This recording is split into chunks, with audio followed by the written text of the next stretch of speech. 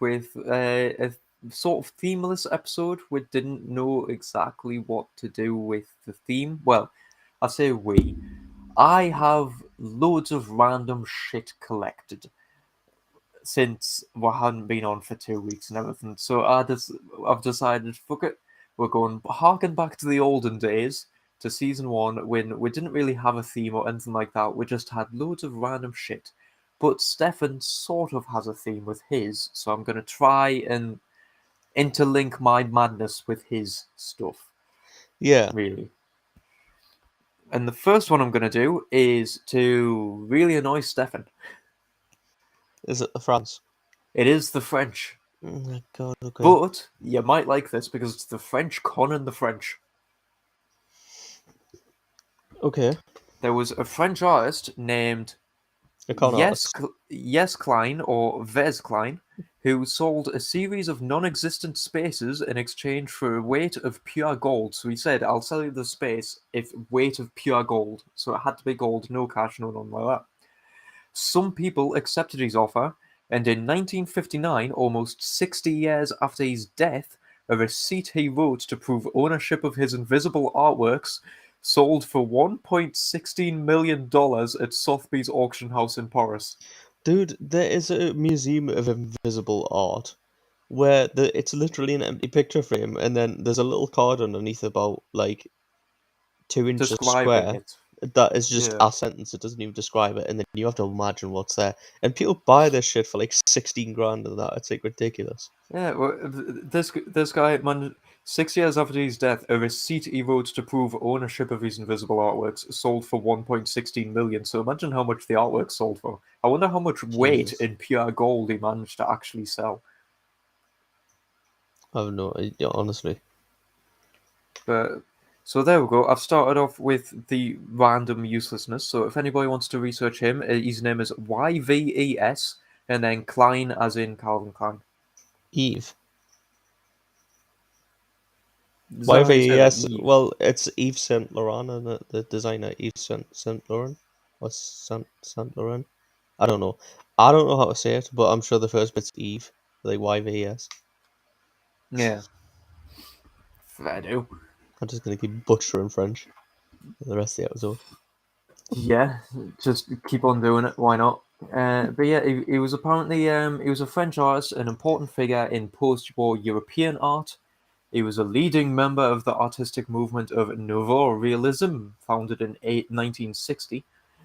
Um, he was, but he died in 1962 in Paris. Um, and basically, from the looks of it, just about everything that he painted was blue. Like one of his artworks is just a blue square, and that's his artwork. Yeah, but that's better than nothing, which is what he sold some people. Yeah, At least that's an improvement for your money. it is. At least you got something. I mean, it's literally called blue monochrome, and that's all it was. Do you know what? If you did something like that, if you just painted a bit of paper blue, right, and then wandered into an art museum, right, and went, "Yeah, look, this is art. I've done it." They'll go, "I don't care. What are you doing? You mental? That's not art. It's shit. You just paint a bit of paper blue."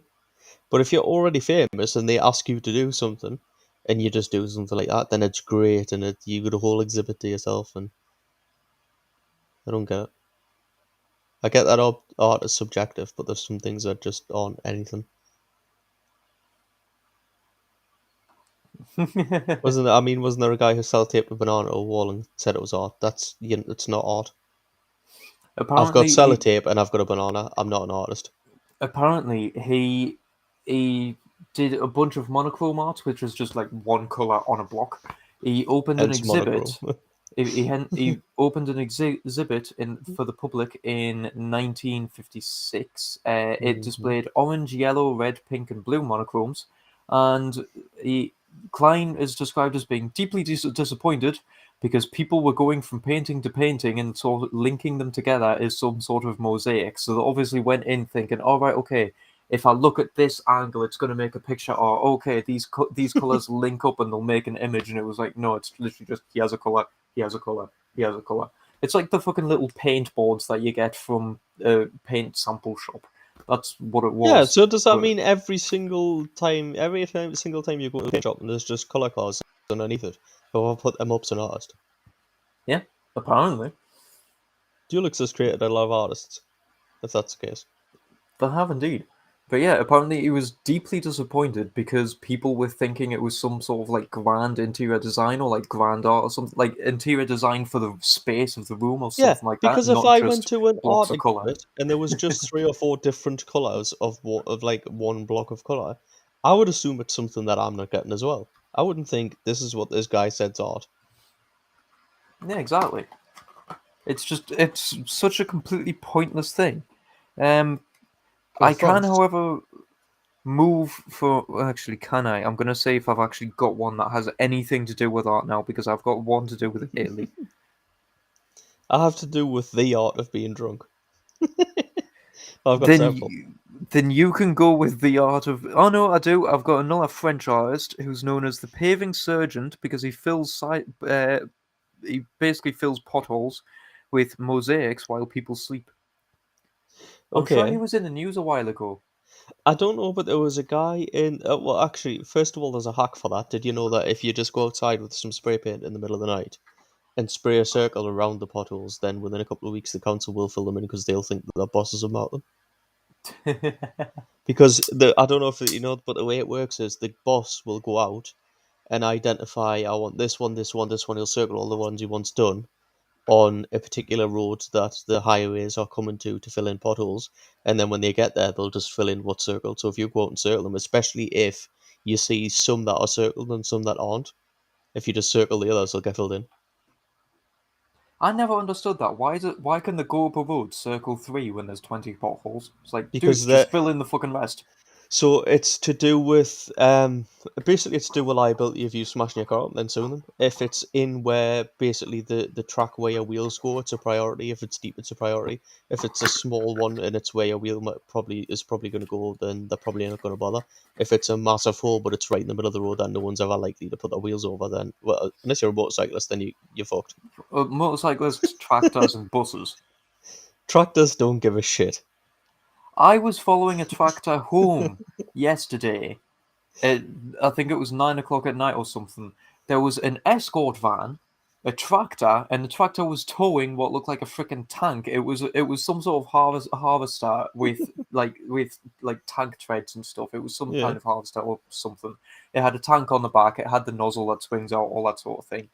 But it was just driving along on its treads, getting with a tow line attached to the tractor so that it could turn stuff. But it was hilarious because the van would go round a roundabout, stop at a junction bit. The tractor would go round a roundabout at its normal 2 mile an hour, and then the tractor tread would just go forwards, do a full 90-degree turn, and then just turn on as well, continue on. And it's Yeah. like, what's the point in escorting that thing? It's driving better than both of you combined. It'll get there faster if you just leave it to it. Yeah. Chin chin. But like I said, they don't give a shit about potholes. For your drunken stuff, Here you go. it's medicine. It's not actually booze, it's medicine. But Oh, I've actually got booze. no, I've came it's prepared. I've got fruity It's Other not meant to alcohol be is fruity, but available. it's quite nice. Unfortunately, my table's slightly out of reach, so I won't be drinking it when we're podcasting. Oh, hey, yeah. Um. So what was saying there? What about? You started talking about? Oh no, the potholes. I Yes. saw. I can't remember where. Well, it was on the internet. I can't remember what site it was on. I can't remember the context of it. I can't remember anything like that. But it was this guy who lived in the US somewhere, and at the top of his street, he lived, I believe, at like a cul-de-sac. Yeah. Right? And at the top of his street, there was a huge, and I mean huge, pothole. But the council, or his local, whoever maintains the road in America, like whatever is the equivalent of the council is, Yeah, whatever the equivalent is. basically weren't interested because it was so far into a residential area that it was going to affect few people, and they were basically saying you can just drive around it, it's fine. Yeah. So he went out, he bought a tree. You know how you can buy a tree whip of something that's probably about 5 feet tall, 5, 6 feet Did tall. did you just plant it in the middle of it? He fucking took 2 bags of soil and he planted the tree in the middle of the thing. I'm about to say, I remember someone else doing this. They went round all the little potholes and they just sort of put little flowers and stuff in so that the Yeah. council would have to come and fix them because Well, I it's think little I think potholes. that's So, I think that's what he started doing, and his yeah, neighbours were pleased about it. And he was basically saying he was like, if you're not going to fill it in, you expect me to avoid it. Then one, I might as well make it something nice because I have to drive past the fucking thing every day. And two, I might as well put something in it so that people can see it and actually avoid it instead of smashing their cars up. yeah, And it was there for a little while, and then they did come filled in, I believe. yeah. Because the council can't have anything nice once someone turns something into anything nice. Even if the council has previously decided, no, we can't have that there, we can't fix that for you, terribly sorry, but it's an inconvenience for us, so no, we're not going to bother. Then they'll immediately come and destroy whatever you do with it. Yeah, I think Wasn't we there? should. Wasn't there someone ages ago? I can't remember where, but he was filling in potholes and like basically doing it himself, and the council was coming and tearing all the stuff that he had put in out, but still leaving the Ooh, potholes behind. I don't know. I haven't seen that one. That's an I, interesting one.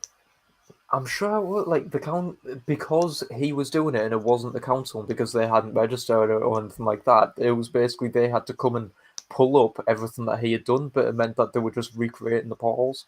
Ooh, I tell you what could be an interesting one if you filled it with concrete. Because Yes. concrete's harder than tarmac, so they couldn't come along with a planer machine and resurface it because it would probably smash it.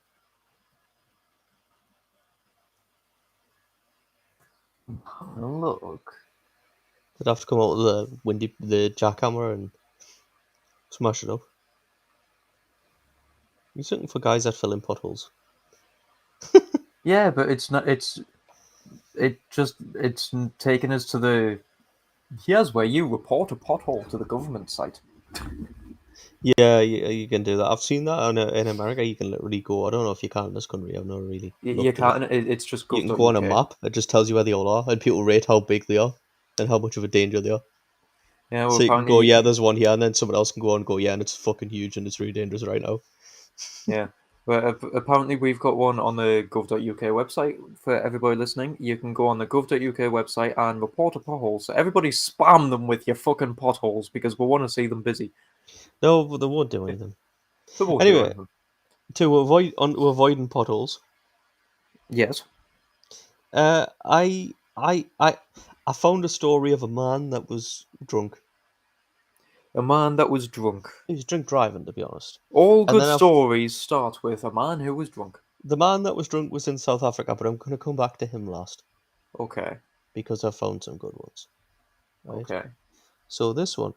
So um, this is basically a guy in a combine harvester. of course. A man in Pennsylvania decided to drive a combine harvester while intoxicated. He hit a mailbox and got arrested by police after he passed out in a bean field. Passed out in a bean field. I mean, at least he took it to the field. He took it to the field. He probably did part of the field. Like there was probably a line of that field that had been harvested. It was a bean field. I don't know why apparently he was drunk. So these are just short, but I just find them really entertaining. Um, So it does say for some reason men seem to enjoy riding large farming or lawn equipment while under the influence. A Minnesota man in his ninth driving while intoxicated charge was driving his lawnmower with a blood alcohol concentration of 0.28. He had already lost his license to one of his DUIs, so he figured he would be fine using his lawnmower as his primary mode of transportation. He faced charges of a DUI, driving without a license, and fair warning, if you don't have a driver's license, you probably should avoid driving anything. I love the logic there. I've had my license taken away. A lawnmower's not a car. Which is fine, unless you drive it on a road or on a public highway, in which case you do need a license to drive it because it's a wheeled powered vehicle. And Well, it also you'll depends. be I don't going know how the slow laws as work in fuck. the US, and it depends on the state, I suppose. Um, Again with men driving things that are not cars while drunk. Police Yes, pulled a man over in Indiana on Indiana State Road for State Road 135 for a few reasons. One, driving on the wrong side of the road. He was heading north in the southbound lane. of course. Two, driving a motorized scooter on the road. Yep. Yes, you read that right. The man stole a motorized scooter you find at Walmart, drove it while drunk on the wrong side of the road. Police didn't question it until they noticed that in-store use only sign on the back of the scooter. Then they pulled the man over and arrested him for driving under the influence and theft. So they didn't care about him driving the wrong way or the fact that he was pissed and on a motorway. They only cared when they realised that it had in-store use only written on the back. It wasn't a motorway. It was just a state road, so it's like our Well, A it's state roads, just road, like a but normal road. But yeah, they didn't give a shit about him driving the wrong way while pissed on a motorized scooter. But then they realised it said in-store use only and thought, nah, he's nicked it.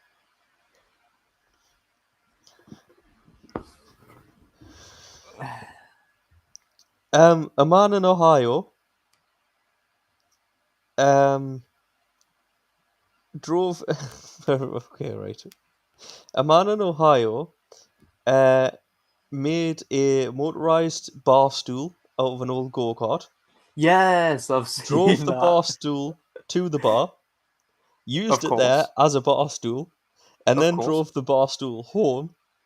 Uh, at which point he was pulled over while attempting a U-turn on the way home from the bar. He crashed the stool, drawing police attention. Needless to say, police arrested the man and charged him with a DUI, even though the man admitted to driving after drinking 15 beers. He pleaded not guilty as he had a trial. So I don't know how he worked that one out.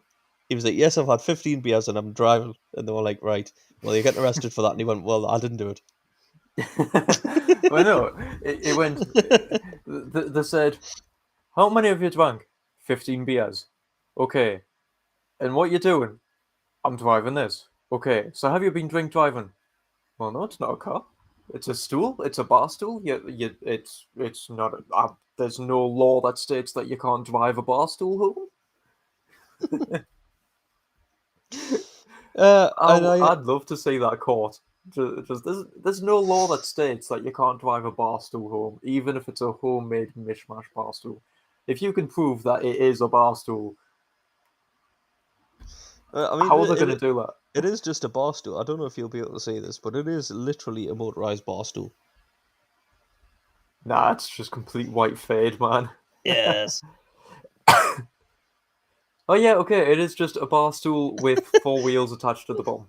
It's Yeah, basically an old lawnmower with a bar stool on the top and a steering wheel. yeah, why not? But of course, Australia can beat that. Australia can always beat that. Please tell me how Australia beat this. Do you know what an esky is? An esky. I'm sure I knew at one point, but I don't remember now. I feel like it's one of those like hoverboard things that you've got. Nah, it's Australian. It's what they call coolers. Oh, Like okay, esky, like Eskimo, keeps things cool. okay, Um, Basically, a man in Australia got a drink cooler or an esky, right? Added a set of handlebars, put some yeah. wheels on it, took the motor off his lawnmower, and created the convenience mode of drink transportation. Of course, genius inventions don't always work as planned, and the man from Perth decided to drive his esky at night. This drew police attention, as the coolers don't have proper lighting and are unsafe to drive at night. On top of that, he was driving in a bike lane, a place you should never drive any motorised vehicle. When the police pulled him over, they found that the cooler was in fact filled with beer, wine, and bourbon, leading him to receiving a DUI. His lawyers are currently arguing that he was not driving a car. Right, okay. I have His I have lawyers are multiple arguing that a things. cooler is not a vehicle. Well, a cooler isn't a vehicle, is one. Two, no motorized vehicle should go in the bike lane. But I'm pretty sure it would be worse if he was driving in the fucking car lane. No, Like, because it's motorised vehicle, so it's a car if he had proper lighting. uh, three, just because he was driving it and it had booze in it does not mean he himself was intoxicated, therefore cannot be DUI. DUI should. Unless he I'm had assuming he'd been drunk some drinking of it. it. I'm assuming. They wouldn't He just say might he's just got a be try- DUI because he's got drink with him. he might just be driving it to his friend's house. No, I'm assuming he was pissed. He's Australian. There is no way that an Australian that's made a beer cooler into a fucking form of transport isn't pissed at that point. Yeah, that's true. I'm pretty sure I've just been regaled of a story where my uncle came over from Australia. He's Australian native. Well, he's not Australian native, but he's Australian immigrant. And he he he uh, he came over and he finished one of my Kraken bottles, then Yeah, continued to finish a crate of beer and a bottle of something else, and that was all in one night, yeah. and was still perfectly fine. Yeah, Australians, man, they're different. They just drink 100% of the day. Um, there's a man that I like. I like this one. So, a man in Pennsylvania got a DUI, right? Police pulled him over for multiple traffic violations, suspected that he was under the influence, transported him to the hospital, arrested him for driving under the influence because his blood alcohol concentration was 0.217, right? But the best thing about it, because that's perfectly normal, right? Of course. He was wearing a shirt that said "Drunk Lives Matter." Really? Yep. Drunk lives matter. While pissed. I'm getting arrested. Next, we go to England Of course we come to England. because What? the Austra- How has England done this? Americans ride on lawnmowers, or everywhere in America they have big yards. They always need to be sitting on the lawnmower to cut the big yards. Yes. So a man Yes. was arrested for drink driving a lawnmower. Makes sense. The In Australians are cooler. They're always drinking. Makes sense. The right. English, Is it a teacup or something? it's another great British institution. Okay. A man in Essex was pulled over for driving one of those motorised pink Barbie cars designed for 3 to 5 year olds while drunk. Of course. He and his son had put bigger wheels on it, so of course he had to take it for a spin. Unfortunately, his blood contained more than twice the legal limit of alcohol, and he was arrested for driving under the influence. He later admitted to being, quote, a complete twit for cramming his adult body into a child's car and driving it. He lost his driver's license for 3 years, right? And was sentenced to 12 months probation. For driving a little kiddie car while drunk. Where did he go in this little kiddie car? I don't know. Like, if he went to the end of his street and back, it's fine so long as you don't hit anything. Because I've seen people around here do that sort of shit. And now we get on to probably some of the best ones, right? Okay. A Colorado man was headed to a family wedding in Utah. While passing through Boulder, Colorado, sorry. While passing through Boulder, Colorado, the man was arrested for riding his horse while drunk. Riding his horse while drunk. Yes. Witnesses told the police that they saw the man hit the horse, although he claimed he was swatting flies away. When police went to investigate, they found that the man slumped on the horse's back. He dismounted and failed his field sobriety tests. Police checked the saddlebags to find beer bottles and checked the man's backpack to find a pug. The man was arrested and taken into custody, but was able to make it to the wedding with his horse and his dog in tow. He was drink driving a horse with a pug in a backpack. That. You know how some people say we don't need fantasy because real life is the biggest fucking fantasy in the Yeah. world? Honestly, I'm starting to agree. Why was the pug in the I don't know why the pug was in the backpack. Because he couldn't hold the pug while holding the reins, and the horse obviously possibly didn't get along with the pug. One of my personal favorites. Um, Was it an actual real life living dog, or was it just like oh, a like an actual real life pug? there is the man getting arrested with the pug to his left in front of the police officer. So real life pug. Yep, it's an Okay. actual pug.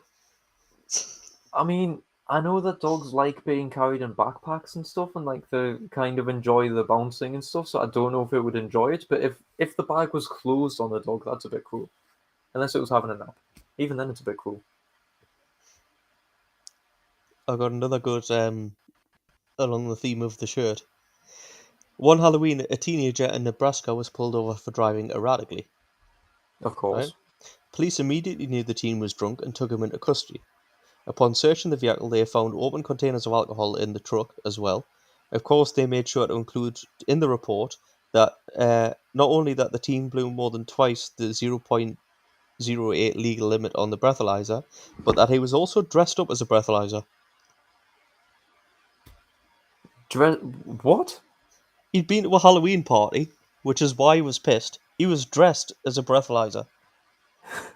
So this man got arrested via breathalyzer By being dressed as breathalyzer for a Halloween party. He was also charged with underage drinking because That he was a teenager. He was 19, and the drinking age in the US is 21. for So some fucking reason. on his thing. It says blood alcohol level, and it's got loser having fun and brain damage, and he's got the arrow and brain damage. And then at the bottom, of it, he's got the pipe over where his penis is, and then it says insert inside mouth and blow here. Of course, yeah. Hey, hey. Oh, hey, and then I mean, there's a couple of kind of weird ones, which is a drunk driver who called the police on herself. How do you call the police on yourself when you're drunk? Did you say? Did you just say there's someone drink driving? They've got this license plate, and then it turned out to be the car that she was in. She was looking at a mirror or something. It just says a woman in Wisconsin called the emergency services to report a drunk driver, which was very civic spirited of her, especially considering that the drunk driver in question was in fact her. 49-year-old Mary Stray was driving in between Neillsville and Granton in Wisconsin after an evening of overindulgence when she decided randomly to call 911 and report herself for driving under the influence. She began the call with the 911 dispatcher by saying, "Somebody's really drunk driving down Granton Road." After establishing in which direction the drunk driver was going, the dispatcher asked, "Are you behind them?" And she replied, "No, I am them," with commendable honesty. Police arrived to find Stray slurring her words, swaying from side to side, and unable to perform a field sobriety test. Tests later showed that she had a blood alcohol level double the legal limit. No idea why she phoned the police. Never mind why she called And police. she continued driving. We need to call the police on a secret fucking Santa who was just magically appeared. Oh, Jesus. Oh, good one. We're just talking about drink drivers, and you've came back just in time for the best stories, to be fair. There's another one in China. 10 workers in China pushed their boss's car 3 miles home after an office party. The what? Because they were all too drunk to drive, the group had been enjoying a meal at a restaurant in downtown Changchun, northeast of China's Jin province, when they realized their predicament. Boss Zhang Fei announced that he was too drunk to drive and suddenly realized nobody else had stayed sober enough to drive his car. Drink driving was listed as a hazardous crime in China in that year, and offenders faced up to 6 months in jail and a heavy fine. Zhang did not want to leave his car downtown, and it was too late to call out a substitute driver. So Vice President Huang Wei-un suggested they all push him home. Huang pointed out that it was only 3 miles away and that the exercise would do them all good. So all 10 quickly agreed and set off with Zhang at the wheel. Passers-by were stunned to see the group laughing and singing as they pushed their boss's VW car home through the city streets during a 45-minute journey. Traffic officers said that as long as the car's engine was not running, it would not be classed as drink driving under Chinese law. So they managed to get away with it Yep. because the engine wasn't running the entire Yep. time. Because he wasn't driving. He wasn't driving, he was just getting pushed around town. By 10 singing employees that were all pissed. It's kind of employee party I want to be. That's the kind of shit that I like. One of I'm on like there's a guy turned up drunk for a driving test. There was a couple who made their 13-year-old son drive because they were too drunk to drive themselves. But my three favourite ones, because I'm on to my three favourite ones now, Okay. are a drunk driver that rolled his car, right? Phoned Yes. the police for help, Alright. right? When police arrived, Paul Sneddon, 47, was currently drinking another can of beer while awaiting rescue. When they asked him what the hell he was doing and why did he crack open another beer, he replied, "Had nothing else to do." When police asked how much he had drunk, he said, "Plenty." And he was banned from driving for 10 months and fined a total of $1,100 on the charges of driving with excess breath alcohol and careless driving, which he admitted. I mean, the problem is, if he didn't admit it, how would they prove that he had careless driving? He might have just slid off the road when he was sober and then decided to crack the beers while he's waiting on the police because he's not going to be able to get his car out of the ditch. No, well, yeah, but no, he's obviously pissed beforehand. Obviously put alcohol. My second favourite one, if I can find it. Right, here we go. Ah, In South Canterbury one night, a family would surely much rather not have been caught. So, where does it go? Right, the saga began at about 12:15 a.m. when a 15-year-old boy was stopped and arrested for drink driving. Right, he blew 529 micrograms per litre of breath, more than 3.5 times the youth limit. The teenager was taken to Timaru Police Station for processing, where his mother was called to collect him. She was subsequently stopped and arrested for drunk driving about 2:14 a.m. after blowing 776 mcg, nearly twice the adult limit of 400. But it wasn't over there, because the woman then rang her husband to come and pick them both up, and he was stopped and arrested on North Street at about 3 a.m. when he blew 559 micrograms. so both got caught. All three. The All son got three. caught, and then the mother, and then the father. But But if you're the father there, if you're the then father you think, there, well, you got arrested, she got arrested, I'm not going to risk it. surely, yeah, that would make sense. Then again, that would make sense. Exactly. There is no And sense. this is the story that made me look this whole topic up.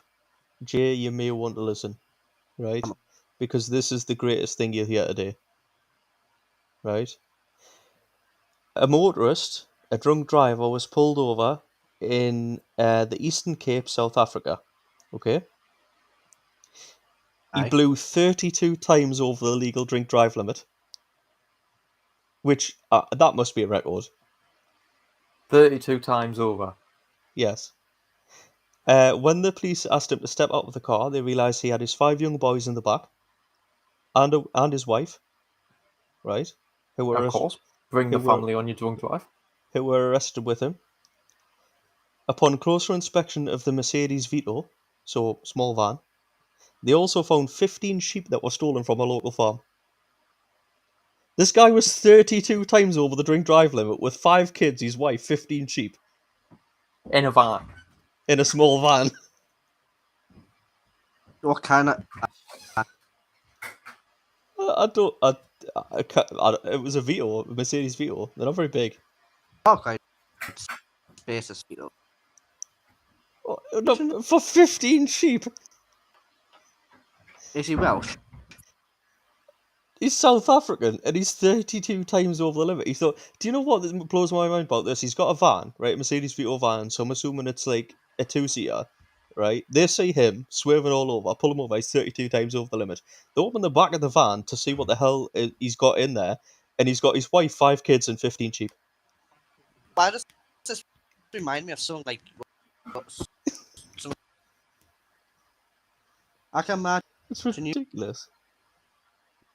you know, Nina, you be 15 and the back of your Jay,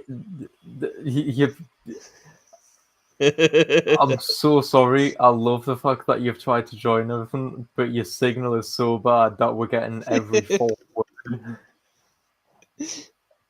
Yeah.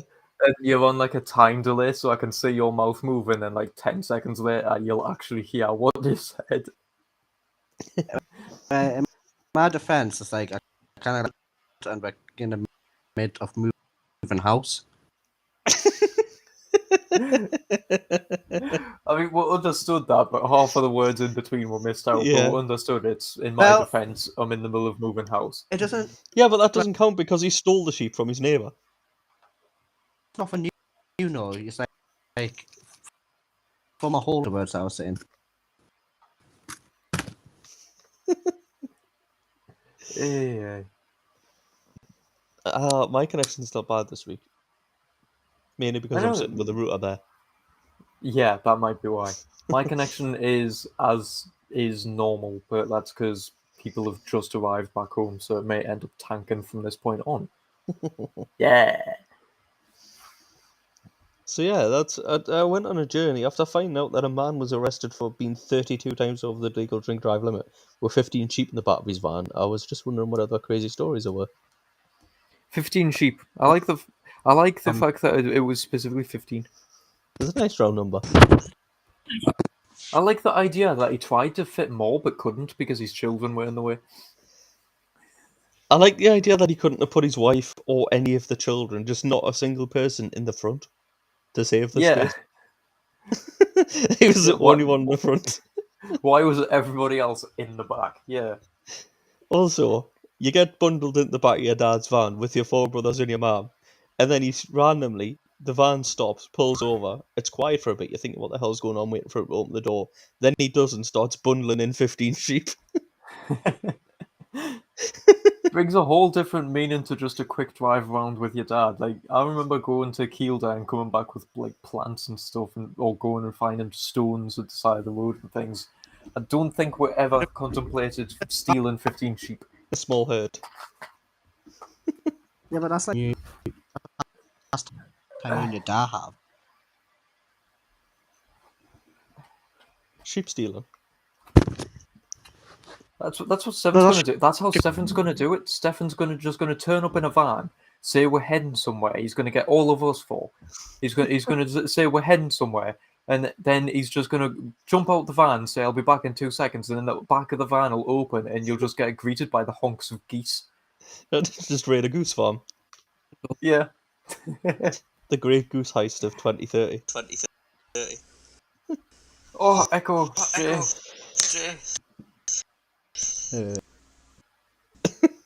Right. I don't know. I think that's 60. No? No, we can still hear ourselves through you. Hey, you've destroyed it, Jay. You've destroyed it all. God damn it, Jay. Well, Stefan, Yes. you have sideburns. Not exclusively. I mean, I have a beard. Jay, you have sideburns. I saying that as sort if of we're had like- sideburns. Okay. Did you know that sideburns were named after an American Civil War general called General Burnside? Ooh.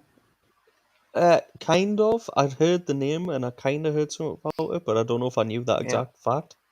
It was a 19th century corruption of the original Burnside, which was named after the American Civil War general Ambrose Burnside, a man known for his unusual facial hairstyle that connected thick sideburns by way of a mustache, but left the chin clean shaven. So he literally just went like that, but the chin was completely left alone. And I he might was do bald that. as well. I might just Well, shave my chin. he was balding. He was. Hold on a second. There we go. That's majestic. It's majestic, my dear sirs. All over the place. It's just got a circle of hair that goes over his lip, up the side, around the back of his head. Yeah, it's legitimately just to connect the dots. I like it. I like that. I don't have anything about military facial hair to join in with that one. I just love the facial hair. I couldn't resist throwing that one in because it's just so ridiculous. He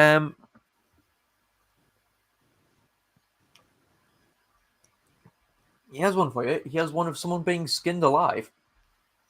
Oh, Kyle, you always keep it light-hearted, don't you? I do indeed. It's Sesamnes, or Sesamnes, someone. It's a judge. Right? Okay. So it's retribution. He was a judge that took a bribe in court and passed an unfair sentence. So they're skinned alive. For his crime, he was skinned alive, and his leather was used to make a chair that his son had to sit in, because his son was appointed as the next judge. So he had to sit in his father's skin chair to be reminded of what happens if he should take a bribe and do an unfair decision. I mean, that's savage. There was later a painting made of him being skinned alive. Jay? We can't hear you. Start doing that to people. You're going to start doing that to people? I wish, man. Can we do that to someone like the politicians? Can we do that to Bojo? We should start doing it to politicians. The first time they lie, they just get skinned alive. There'd be none left within 2 years. the Houses of Parliament, but all the pews that are in the Houses of Parliament are made from the leather of the previous politicians who bullshitted and lied and fucked the country up, and that way, whoever sits in there is reminded not to do it. Otherwise, they join the seat. I mean, politicians might actually tell the truth for once. I don't know, like. For a change. Right. I am going to tell you the story of an orangutan. Is it just any old orangutan? It is an orangutan named Ken Allen. Ken Allen. Is he the sign language one? He lived in 1971 till 2000, and he was an orangutan at the San Diego Zoo. I don't know if he did sign language. He quite possibly. Not only did he escape 3 times from his enclosures, his peers began following his example and escaped too. He outwitted zookeepers, and even when they posed as visitors, so the zookeepers thought, right, okay, we'll pose as visitors and like wander around. He recognized them and freaking wandered around and did the thing. He escaped, like just avoiding them completely. During his escapes, he was known to peacefully stroll around the zoo, looking at the other animals. Oh, so he just wanted to look around. He didn't want to be in the zoo. He wanted to visit the zoo, but not be living in it. Yeah, he didn't want to be in his enclosure. He wanted to go around and visit all the other animals. So he would just wander around and just go and visit all the other animals around us. This is what happens when you give him a surname. He thinks he's human. Why did they give him a surname? They called him Ken Allen, not just Ken. Yeah, I know. They called him Ken Allen. It's fucking great. Also, Save the Cow, Save the Politicians needs to be a t-shirt. It That's my needs to favourite be. thing ever. That is going to be a t-shirt. Save the cows, skin the politicians is now one of the new logos of this podcast. It needs to be. It's the best one. The podcast, not to be honest. Hey, Stephen, I'm going Yeah? back to Australia. I'll see you later. You know you know how we're on about the potholes and the drunk drivers and all that sort of stuff? Yeah? Well, here's something for your upside down world that I really want the British to bring into the A1, because you know the A1 always has roadworks and everybody's always bored shitless because they're stuck in traffic for hours on end, despite the fact that it's not that long of a road. It's just Yeah. that they refuse to let the road actually have a normal speed limit, and they've always got workmen there that aren't actually there and are never actually at the road because they never actually do any work. You have to be doing 50 mile an hour to protect the workforce that aren't there at 3 o'clock in the morning because no one's at work. Have Exactly. you seen the advert down? You should have seen Stefan. You go down the old A1, you go towards the bus down by Leamington, Right. like a massive billboard by Roadworks, sad face, Right. and it says, "I have these to 50." Your connection skipped You as cut you off were reading what it was. You cut off as you were describing what the advert says, so Yeah. it's like it cut off at the perfect moment.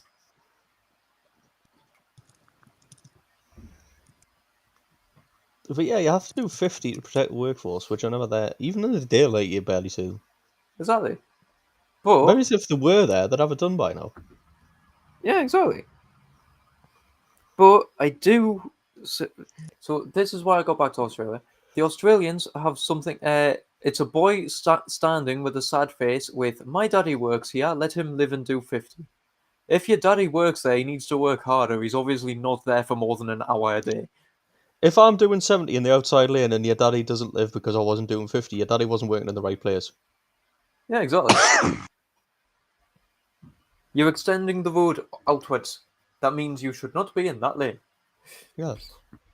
But yeah, apparently some roads in Australia are so long, please, if there's any Australians, help confirm this, I'll probably end up asking my family as well, that the Australian government counteracts the risk of fatigue, because of course driving tired is just as bad or worse as driving drunk, by playing little trivia games at the side of the road. And it's legitimately, there's a road sign and it's got a little yellow tagline saying "fatigue zone."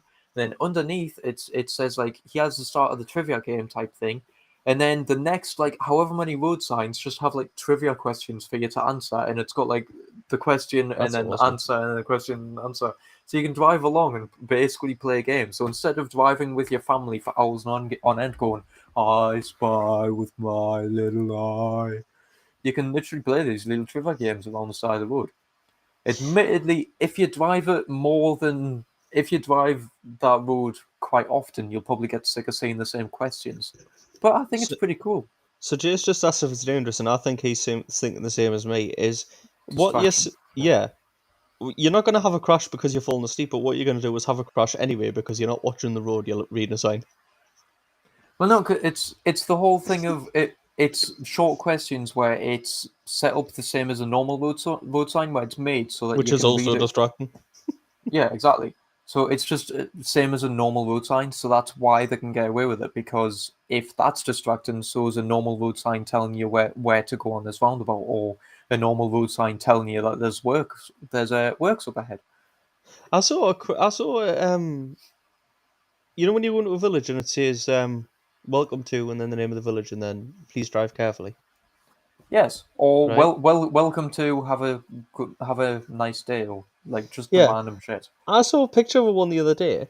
Somebody at the other end of the village, there was a one saying, "Thank you for driving carefully" with a smiley face, and a guy had crashed into it. And the best thing about it is, it was a completely open piece of grass. If they hadn't put the sign there saying "Thank you for driving slowly," he wouldn't have hit anything. Yeah, You that's just how it hit the sign works. was the only thing there. The signs are the most dangerous thing. There I was was nothing about else there.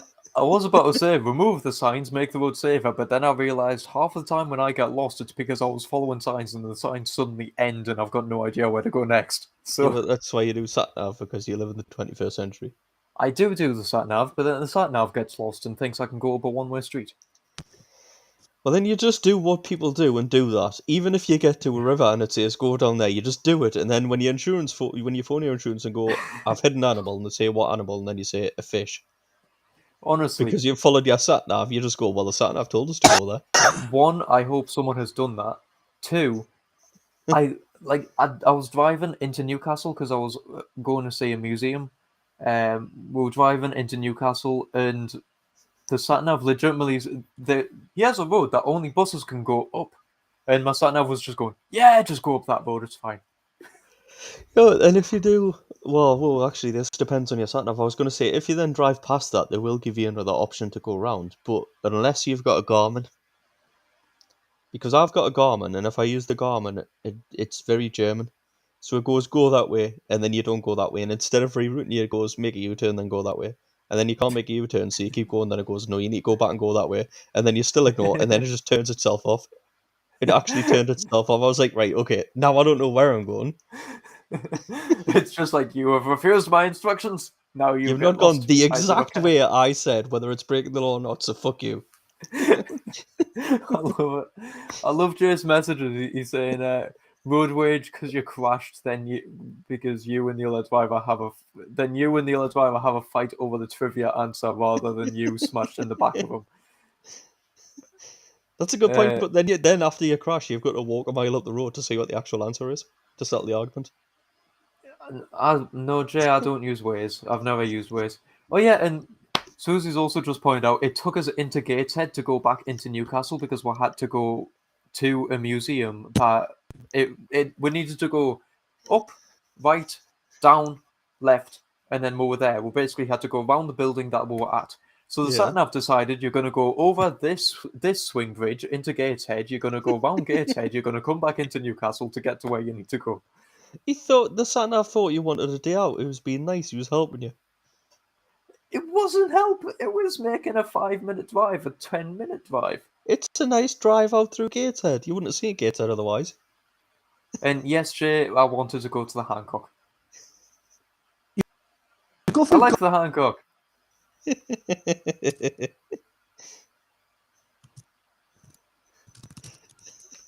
Jay's spam typing. You go I through know. Ghostpath. Look, I just followed the sat nav. We were going to Through multiple Gateshead. We were going to multiple detail.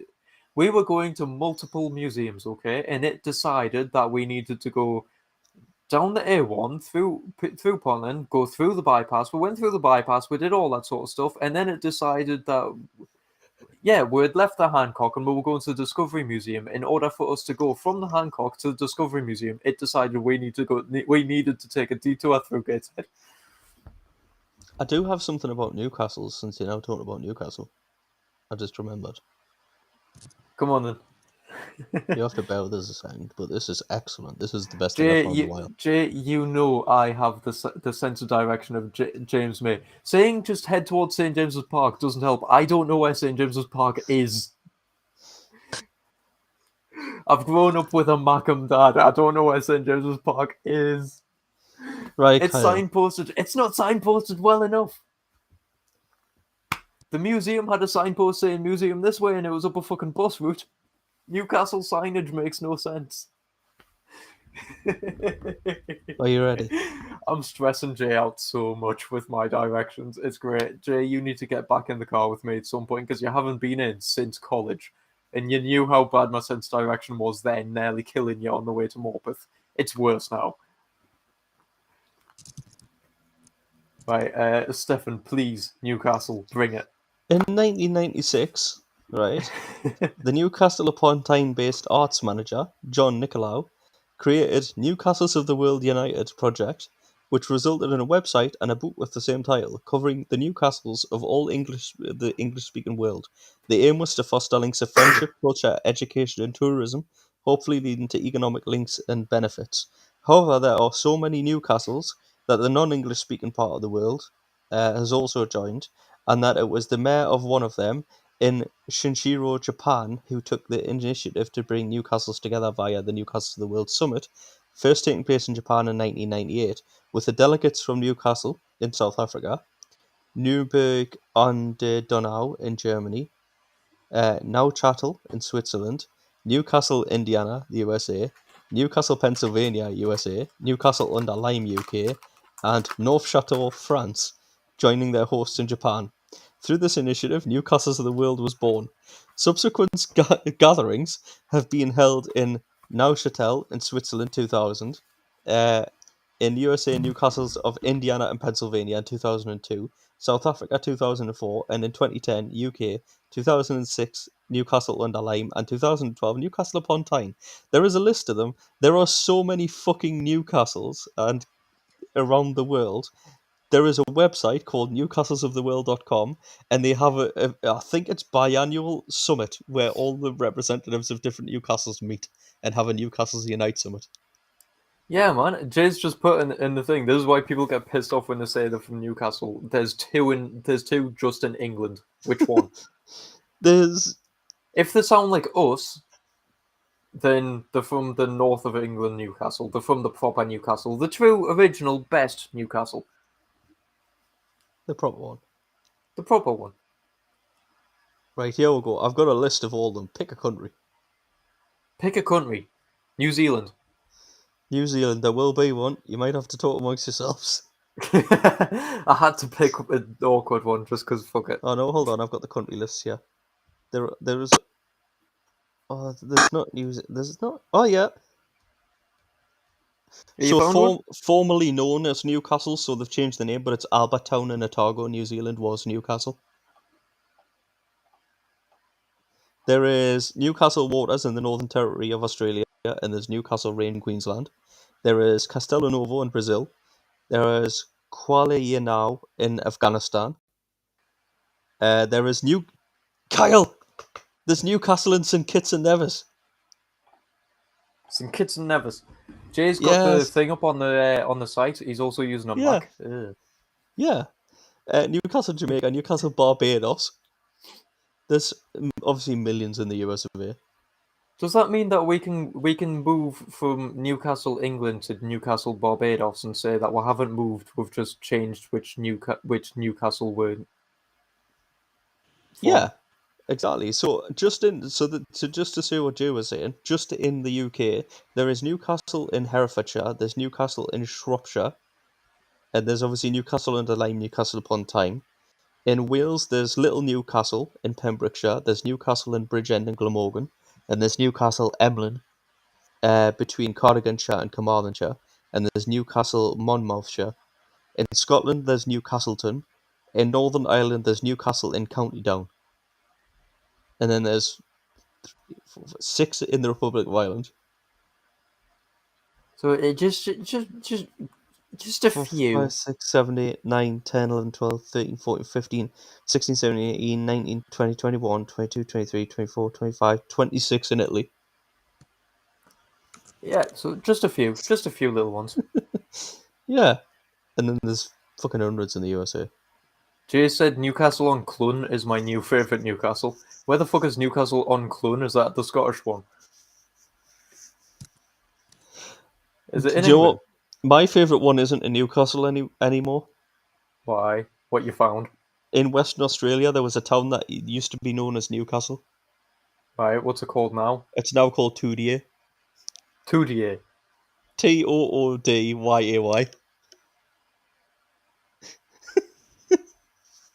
Why? Toodye. Why? Why not? No, why not? Why? That's just why. Newcastle and Newcastle Jay? on Clun Parish. CP Parish in Shropshire. Jay, get on maps and find this. You ready? Qual, so Qal, apostrophe AH. Hold Right. on. Alright, go on then. So QAL apostrophe AH. All of the punctuation. That's a comma. And that's an A. No.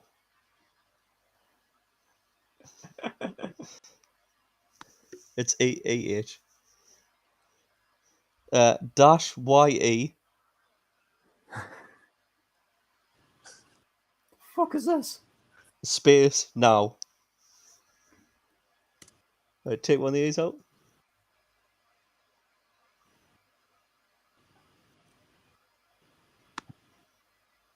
Is it showing up? Yo. Qualino. There you go. That's Newcastle in Afghanistan. Qualino. I mean, you're still... Newcastle in Afghanistan just... Oh, hi. You can always trust us to find things like this. So we're going to move to Afghanistan to here. We'll have to learn how to pronounce it. Qualino. Qualino. Or Qualino. Or whatever it is. But basically, that's Newcastle. We'll go to Afghanistan. Fair do. Road trip idea. Road trip from Newcastle to Newcastle. Yes, next taken off air project. Newcastle. We'll start just everywhere. doing every Newcastle in the UK, and then we'll try and get funding for a TV show and see if we can road trip from Newcastle upon Tyne to Newcastle in Afghanistan. To Qualino. Yeah. What's Jay searching for? Jay's looking through Qualino there. It looks like biker, he says. Fucking hell. It does actually look better than biker, to be fair. Hey, Christ. Anyway, with that, I think we're going to leave you there. And we're going to enjoy the fact that there are many Newcastles, and we may one day actually decide to just fucking do a road trip. I think we need to do that now. But we have the best one, because no other Newcastle's full of Geordies. All Which, full as of we piss know, people, are superior. 100% up. Well, I don't know. There's some in Australia, so let's not rule that out. Yeah, true. Good point. And there's like 6 in Ireland. Yeah, okay, yeah. The fact that in Irish history there's like 300 years where they just didn't invent anything after they invented whiskey. Yeah. I thought you were going to say the fact that in Irish history there's 3 people that have been pissed. No. I can't remember the exact period of time, but there's a time periods in Irish history where there's the invention of whiskey, and then there's like a few decades until something else gets invented because they were all Yeah. pissed off the mind. Family Guy did a skit about it, didn't they? Yeah. Anyway, it's been a pleasure, and with our surprise guest Jay, who is back from the dead. Welcome Nice. back from the dead, sir. Although he has been mostly text chat because of dodgy internet with moving house, That's all right. but Not it's bad. been fun. He's not in next week, or the week after. That is fine. We shall drag you on at some point once you are free after those. I like the We idea will that organise. I like the idea that in like because he can't because the audio is so laggy, he's been typing in text chat. I like the idea that he's not here for like 3 weeks. Then he pops up in here, but he can only text chat, and then he's not here for 3 weeks. So unless you watch and you see him here, you'd never know he was here. He just snuck in. I could just be completely making all this up and just be going, oh yeah, Jay's saying this. And Yeah, people who don't watch would it's a never voice know. inside your head. It's one of your characters. You couldn't even be asked to render him visually anymore. You're just telling us what he said. No, man. Well, hopefully Jay can be back. Let's see if Jay can be back around Christmas time when he's got a white beard from all the stress of Well, having children. He has to be back at some point at Christmas because we'll have to do a Christmas episode. We do have to do a Christmas episode. I need to get my big creepy elf out. And that's not a euphemism. No, that's because that's what got banned off Twitter. My cocaine elf is coming second back, time. Jay. Indeed, my cocaine elf is coming back. Loads of people hate it. I love it. It's fucking great. I'm gonna call him Colin. Are you got him a name? He's called Colin now. I think he's my mum's, so I don't Colin know the if she's Crack given Elf. him a name yet or anything. She just randomly appeared one day with this giant elf going, "Look what I've got!" It's Colin the Crack Elf. Colin the Crack Elf. Is that what it is now? Yes. Taking off our mascot, Colin the Crack Elf. He is what got initially banned from Twitter, which is where my name came from. That's very true. Okay. I'll bring back our official mascot, Colin the Crack Elf. For Colin the Christmas Crack Elf. Yes, that's what he is. Exactly. How the fuck do you think all the elves actually managed to get the orders done for Christmas?